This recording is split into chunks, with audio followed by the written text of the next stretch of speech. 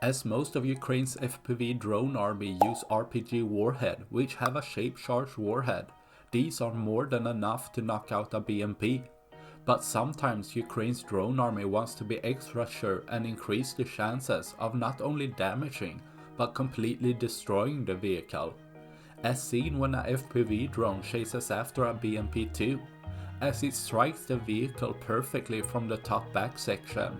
Another FPV drone flying only a few dozen meters back quickly catches up after the first drone strike, as smoke is coming from an internal fire.